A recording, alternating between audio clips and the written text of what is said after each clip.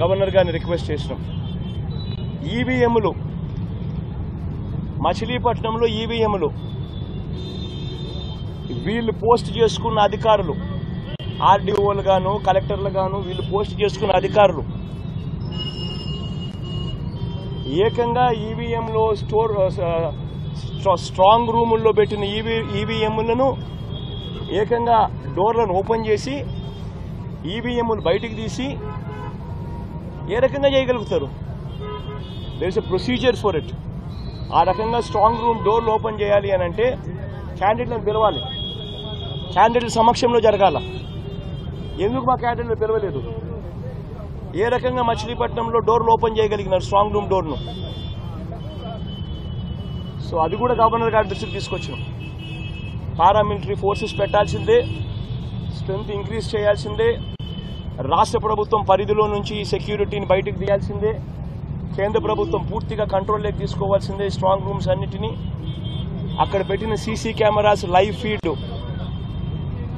కలెక్టర్ల కార్యాలయానికి కాదు పెట్టాల్సింది, డైరెక్ట్గా election commission, state election CEO, Delhi CEC డైరెక్ట్గా వీళ్ళకే ఆ ఫీడ్ లైవ్ ఫీడ్ పోయేట్టుగా చర్యలు తీసుకోవాలి.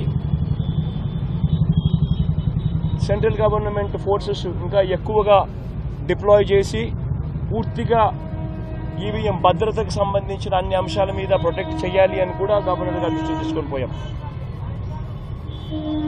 ఇవన్నీ విషయాల మీద కంప్లైంట్ చేసి యాక్షన్ తీసుకోమని చెప్పి కూడా చెప్పడం జరిగింది. సెక్రటేరియట్లో కూడా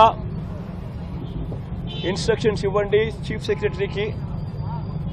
చంద్రబాబు నాయుడు గారు తాను చేసిన స్కామ్స్ మీద తన అధికారం కోల్పోయిన తర్వాత ఆ ఆధారాలను మటుమాయం చేసే కార్యక్రమంలో భాగంగా చంద్రబాబు నాయుడు గారు ప్రయత్నాలు చేస్తూ ఉన్నారు.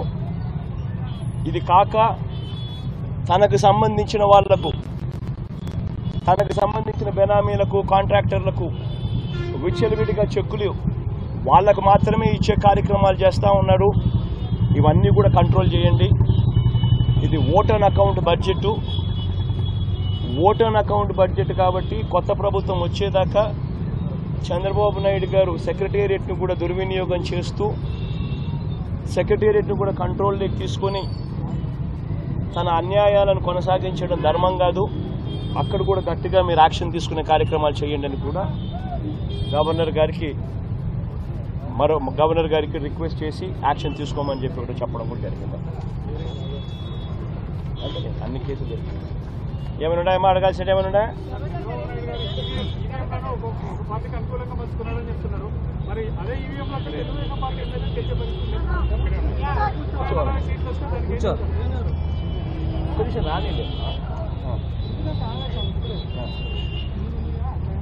ఈ ఈవీఎంలకు సంబంధించి నేను చంద్రబాబు నాయుడు గారిని, ఇన్ఫాక్ట్ మీరంతా కూడా చంద్రబాబు నాయుడు గారిని ఒక ప్రశ్న సూటిగా అడగాలమ్మా, ప్రశ్న సూటిగా అడగాలి చంద్రబాబు నాయుడు గారిని. ఈవీఎంలు అన్నది 80% ఆఫ్ ది జనాభా ఓట్లు వేసినారు. రికార్డ్ పోలింగ్ 80% జనాభా వెళ్ళి పోలింగ్ బూత్లో బటన్ నొక్కినారు. బటన్ నొక్కిన తర్వాత వాళ్ళు ఏ పార్టీకి ఓటేశారని వీవీప్యాట్లో వాళ్ళకి కనిపిస్తూ ఉంది. వాళ్ళకి వీవీప్యాట్లో వాళ్ళు వేసిన ఓటు, వీవీప్యాట్లో వాళ్ళకి కనిపించే ఓటు రెండు మ్యాచ్ అయ్యాయి కాబట్టి వాళ్ళు సాటిస్ఫై అయ్యి బూత్లో నుంచి బయటకు వచ్చారు. ఈ 80% మంది ఎవరైతే ఓటేశారో ఎవడు కంప్లైంట్ చేయాల, ఏ ఓటరు కూడా కంప్లైంట్ చేయాల. నేనున్నాను, వెళ్ళి నేను ఫ్యాన్ గుర్తుకు నేను నొక్కిన తర్వాత వీవీప్యాట్లో నాకు సైకిల్ గుర్తు కనిపిస్తే నేను ఎందుకు గమ్మనుంటా? గమ్మనుంటాను కదా. బూత్లో అక్కడే నేను గొడవ చేసిండు, బూత్లోనే వెంటనే కంప్లైంట్ లాంచ్ చేసిండు, బూత్లోనే అన్ని చేసిండు కదా. అట్లా ఏ పార్టీకి ఎవరన్నా కానీ ఇలా ఓటేసిన తర్వాత వీవీప్యాట్లో వేరే పార్టీకి ఓటేసినట్టుగా ఎవరికి కనిపించలేదు కాబట్టి 80% మంది జనాభా ఓట్లేసిన ప్రతి ఒక్కరూ సాటిస్ఫై అయ్యి ఎటువంటి బూత్లో కానీ, బూత్లో కంప్లైంట్ ఇవ్వడం కానీ, పోలింగ్ ఆఫీసర్ దగ్గర కంప్లైంట్ ఇవ్వడం కానీ ఎటువంటి ఎక్కడ జరగల. ఇవన్నీ చంద్రబాబు నాయుడు గారికి తెలిసి తాను ఎవరికి ఓటేసాడో తనకే తెలియదని చెప్పి సినిమాలో ఒక సినిమాలో విలన్ పాత్ర పోషిస్తూ డ్రామాలు చేయడము ఎంత మటుకు ధర్మం చంద్రబాబు నాయుడు గారిని అడుగుతా ఉన్నా. ఇంకొకటి రెండో విషయం, ఇంకోటి చంద్రబాబు నాయుడు గారిని అడుగుతా ఉన్నా. పోలింగ్ మొదలయ్యే ముందు ప్రతి పోలింగ్ బూత్లోనూ అన్ని పార్టీలకు సంబంధించిన పోలింగ్ ఏజెంట్లు అక్కడ కూర్చుంటారు. వాళ్ళందరూ కూర్చున్న తర్వాత ఈవీఎంలు వీళ్ళందరూ చెక్ చేస్తారు, వీళ్ళందరూ టెస్ట్ చేస్తారు. 50 ఓట్లు మాక్ పోలింగ్ చేస్తారు. 50 ఓట్లు మాక్ పోలింగ్ చేస్తారు ఈ పోలింగ్ ఏజెంట్స్. వాళ్ళు నొక్కిన గుర్తు వీప్యాట్లో వాళ్ళకు స్లిప్ ఏదైతే బయటకు వస్తుందో ఆ గుర్తు 2 మ్యాచ్ అయినాయా లేదో చూసుకుంటారు. చూసుకున్న తర్వాత వీళ్ళు సంతకాలు పెడతారు, పోలింగ్ ఏజెంట్ సంతకాలు పెడతారు. మేము వెరిఫై చేసినాము, 50 ఓట్లు ఒక్కొక్కరు 50 ఓట్లు వెరిఫై చేసినాము, ఈవీఎంలు బాగా పనిచేస్తూ ఉన్నాయి అని సంతకాలు పెడతారు. ఆ సంతకాలు పెట్టిన తర్వాతనే జనరల్ ప్రజలకు పబ్లిక్కు ఓటింగ్ను పర్మిట్ చేస్తారు. ఓటింగ్ తర్వాతనే అవకాశం ఇస్తారు జనరల్ పబ్లిక్కు. మరి ఇటువంటి తెలుగుదేశం పార్టీకి సంబంధించిన ఏజెంట్లే అన్ని పార్టీలకు సంబంధించిన ఏజెంట్లతో పాటు కలిసి నొక్కి వీవీప్యాట్లలో కూడా దాన్ని చూసుకొని కరెక్ట్గా అన్ని పనిచేస్తూ ఉన్నాయని చెప్పి వెరిఫైడ్ అని చెప్పి సంతకం పెట్టి పోలింగ్ ఆఫీసర్లకు ఇచ్చిన తర్వాతనే పోలింగ్ మొదలైంది. మళ్ళీ ఏ రకంగా చంద్రబాబు నాయుడు గారు చెప్తారు ఈ రకంగా ఈవీఎంలు అది జరిగాయి, ఈవీఎంలు ఇది జరిగాయి, నేను ఎవరికి ఓటేసానో నాకు తెలియదు అని చెప్పి ప్రజలను తప్పుదోవ పట్టించడం నిజంగా ఒక ముఖ్యమంత్రి స్థాయిలో ఉన్న వ్యక్తి చేయదగ్గ పనేనా అని అడుగుతా ఉన్నా. ఇక మూడోది చంద్రబాబు నాయుడు గారిని మీ తరఫున అడుగుతా ఉన్నా, మీరు కూడా దయచేసి అడగండి. ఇదే పెద్ద మంది చంద్రబాబు నాయుడు 2014లో గెలిచింది ఈవీఎంలతో కాదా? అప్పుడన్నా ఇంకా వీవీప్యాట్లో ఇంకా లేవు, ఇంకా మేము అనాలా. అప్పుడు బటన్ ఎవరికి నొక్కినామో ఎవరికి పోటు పడిందో మాకు తెలియదని మేము అనాలా. కానీ ఇక్కడైతే కనీసం కనిపిస్తూ ఉంది. వీవీప్యాట్ తర్వాత ఇంకా వీవీప్యాట్ కూడా వచ్చింది.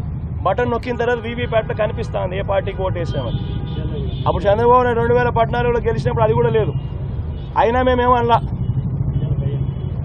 చంద్రబాబు నాయుడు నంద్యాల బై ఎలక్షన్ చేసినాడు, తర్వాత 30,000తో గెలిచినాడు నంద్యాల బై ఎలక్షన్. అప్పుడు ఇదే ఈవీఎంలు ఇదే వీవీప్యాట్. ఆయనకు అనుకూలంగా తీర్పు వస్తే ఏమలా అన్ని బాగుండాయి. వీవీప్యాట్ బ్రహ్మాండంగా ఉన్నాయి, ఈవీఎంలు బ్రహ్మాండంగా ఉన్నాయి. మరి ఇదే ఈవీఎంలు జనరల్ ఎలక్షన్స్కు 3 నెలల ముందు రాజస్థాన్, ఛత్తీస్గఢ్, మధ్యప్రదేశ్ 3 రాష్ట్రాలలో కాంగ్రెస్ పార్టీ గెలిచింది, ఇంక్లూడింగ్ కర్ణాటకలో కూడా 4 రాష్ట్రాల్లో కాంగ్రెస్ పార్టీ గెలిచింది. బీజేపీ ఓడిపోయింది 4 ఎలక్షన్లు. ఎన్నికలకు జనరల్ ఎలక్షన్స్కు 3 నెలల ముందు. మళ్ళీ అప్పుడు ఇవే ఈవీఎంలే కదా. అప్పుడు ఎందుకు చంద్రబాబు నాయుడు మాట్లాడలేదు? ఒక ముఖ్యమంత్రి స్థాయిలో ఉన్న వ్యక్తి ప్రజలు తనను వ్యతిరేకంగా ఓటు వేస్తున్నారు అని చెప్పి తెలిసి ప్రజల గాలి తన వైపు లేదు అని తెలుసుకొని ఎంతటి దారుణంగా డెమోక్రసీని అవహేళన చేస్తూ ప్రజల తీర్పును అవహేళన చేస్తూ మాట్లాడుతూ ఉంటే ఈ మనిషి నిజంగా మనిషేనా అని అడుగుతా ఉన్నా.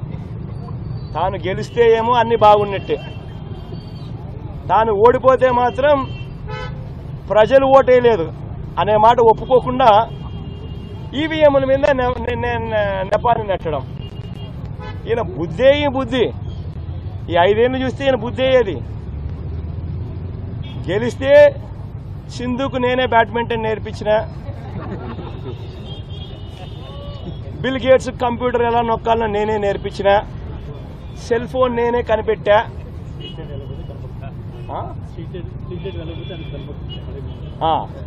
ఎక్కడన్నా కానీ స్ట్రీట్ లైట్ వెలగకపోతే నా కంప్యూటర్లో నాకు కనిపిస్తుంది. ఇవన్నీ ఓడిపోతే ఓడిపోతే సింధు కోచ్ తప్పు, నా computer correct, bill gates button నొక్కడం కరెక్ట్గా నొక్కల అని మాట్లాడతారు. ఇదే జరుగుతా ఉంది. ప్రజలు చంద్రబాబు నాయుడు గారు 5 సంవత్సరాల పరిపాలన చూశారు, ఆయన చేసిన మోసాలను చూశారు, ఆయన చేసిన అన్యాయాలను చూశారు, ఆయన చేసిన అధర్మ పరిపాలన చూసినారు.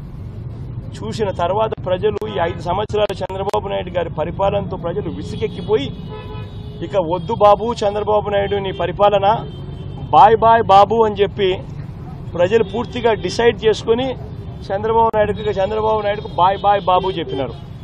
ఇటువంటి పరిస్థితుల్లో చంద్రబాబు నాయుడు గారు తాను ఓడిపోతున్నాడు అని తెలుసుకుని దానిని ఆ నెపాన్ని తాను అన్యాయమైన మోసపూరిత పాలన మీద రాకుండా ఈవీఎంలో లేకపోతే ఇంకొకరో మీద నేరాన్ని నెట్టేందుకు విశ్వ ప్రయత్నం చేస్తూ ఉన్న అన్యాయమైన పరిస్థితి ఇవాళ ఈ రాష్ట్రంలో చూస్తూ ఉన్నాం. ఇటువంటి దుర్మార్గుడు, ఇటువంటి మోసగాడు, ఇటువంటి రాక్షసుడు, ఇటువంటి అన్యాయస్తుడు ఎంత త్వరగా పోతే ప్రజలకు అంత మంచి జరుగుతుంది.